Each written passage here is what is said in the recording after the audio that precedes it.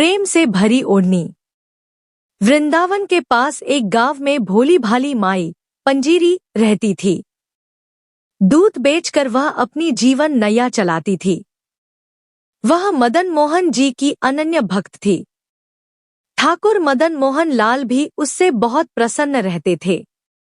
वे उसे स्वप्न में दर्शन देते और उससे कभी कुछ खाने को मांगते, कभी कुछ। पंजीरी उसी दिन ही उन्हें वह चीज बनाकर भेंट करती। वह उनकी दूध की सेवा नित्य करती थी। सबसे पहले उनके लिए प्रसाद निकालती, रोज उनके दर्शन करने जाती और दूध दे आती। लेकिन गरीब पंजीरी को चढ़ावे के बाद बचे दूध से इतने पैसे भी नहीं मिलते थे कि 2 वक्त का खाना भी खा पाए। अतः कभी कभी मंदिर जाते समय यमुना जी से थोड़ा सा जल दूध में मिला लेती। फिर लौटकर अपने प्रभु की आराधना में मस्त होकर बाकी समय अपनी कुटिया में बाल गोपाल के भजन कीर्तन करके बिताती। कृष्ण कन्हैया तो अपने भक्तों की टोह में रहते ही हैं, नित नई लीला करते हैं। एक दिन पंजीरी के सुंदर जीवन क्रम में भी रोड़ा आ गया। जल के साथ साथ एक छोटी सी मछली भी दूध में आ गई और मदन मोहन जी के चढ़ावे में चली गई।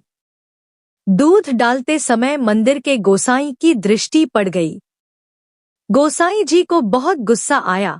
उन्होंने दूध वापस कर दिया।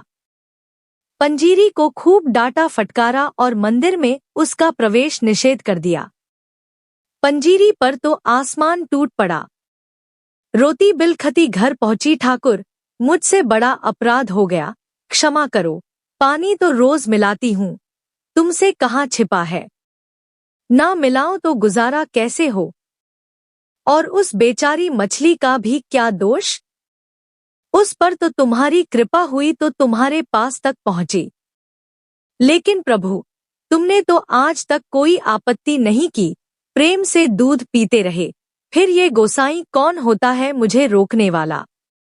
और मुझे ज्यादा दुख इसलिए है कि तुम्हारे मंदिर के गोसाई ने मुझे इतनी खरी खोटी सुनाई और तुम कुछ नहीं बोले। ठाकुर, यही मेरा अपराध है तो मैं प्रतिज्ञा करती हूँ कि तुम अगर रूठे रहोगे, मेरा चढ़ावा स्वीकार नहीं करोगे तो मैं भी अन्नजल ग्रहण नहीं करूंगी, यही प्राण त्याग दूंगी। भूखी प्यासी रोते रोते शाम हो गई। तभी पंजीरी के कानों में एक मधुर कंठ सुनाई दिया, माई ओ माई। उठी तो दरवाजे पर देखा कि एक सुदर्शन किंतु थकाहारा सा एक किशोर कुटिया में झांक रहा है। कौन हो बेटा। मैया, ब्रजवासी ही हूँ, मदन मोहन के दर्शन करने आया हूँ। बड़ी भूख लगी है, कुछ खाने का मिल जाए तो तुम्हारा बड़ा आभारी रहूंगा। पंजीरी के शरीर में ममता की लहर दौड़ गई। कोई पूछने की बात है बेटा, घर तुम्हारा है। ना जाने तुम कौन हो जिसने आते ही मुझ पर ऐसा जादू बिखेर दिया है। बड़ी दूर से आए हो क्या? क्या खाओगे? अभी जल्दी से बना दूंगी। अरे मैया, इस समय क्या रसोई बनाओगी? थोड़ा सा दूध दे दो, वही पी कर सो जाऊंगा। दूध की बात सुनते ही पंजीरी की आंखें डबडबा आईं। फिर अपने आप को संभालते हुए बोली, बेटा, दूध तो है पर सवेरे का है, जरा ठहरो, अभी गया को सहला कर थोड़ा ताजा दूध दुह लेती हूँ। अरे नहीं मैया, उसमें समय लगेगा। सवेरे का भूखा प्यासा हूँ, दूध का नाम लेकर तूने मुझे अधीर बना दिया है। अरे वही सुबह का दे दो, तुम बाद में दुहती रहना। डबडबाई आंखों से बोली, थोड़ा पानी मिला हुआ दूध है। अरे मियाँ, तुम मुझे भूखा मारोगी क्या? जल्दी से दूध छान कर दे दो, वरना मैं यही प्राण छोड़ दूंगा। पंजीरी को बड़ा आश्चर्य हुआ कि ये बालक कैसी बात कर रहा है। दौड़ी दौड़ी गई और झटपट दूध दे दिया। दूध पीकर बालक का चेहरा खिल उठा। मैया, कितना स्वादिष्ट दूध है। तू तो यूं ही ना जाने क्या क्या बहाने बना रही थी। अब तो मेरी आंखों में नींद भर आई है, अब मैं सो रहा हूं। इतना कहकर वो वहीं सो गया।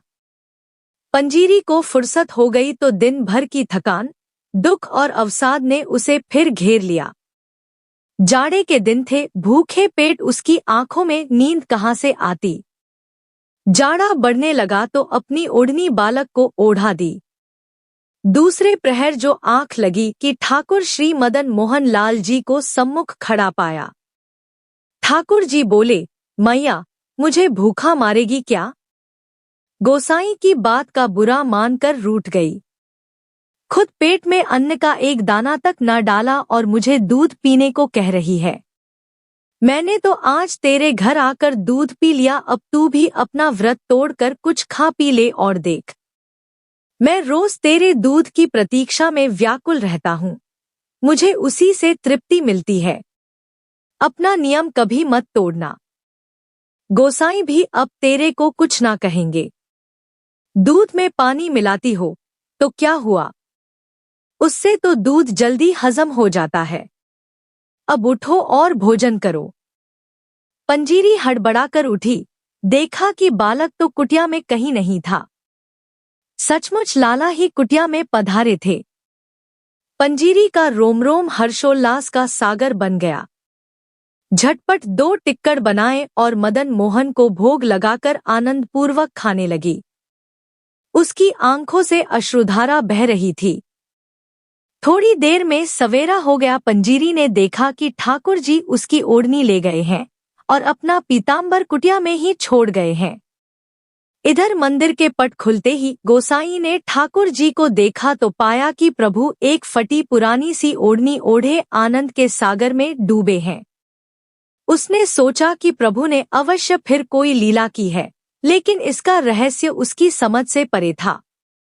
लीला उद्घाटन के लिए पंजीरी दूध और ठाकुर जी का पीताम्बर लेकर मंदिर के द्वार पर पहुंची और बोली, गुसाई जी, देखो तो लाला को पीताम्बर मेरे घर छोड़ आए और मेरी फटी ओढ़नी ले आए।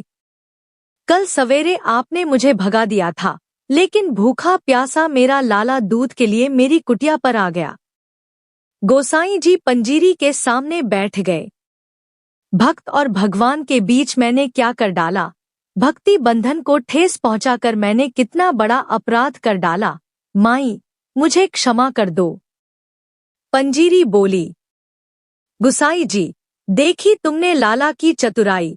अपना पीताम्बर मेरी कुटिया में जानबूझकर छोड़ दिया और मेरी फटी चिथड़ी ओढ़नी उठा लाए।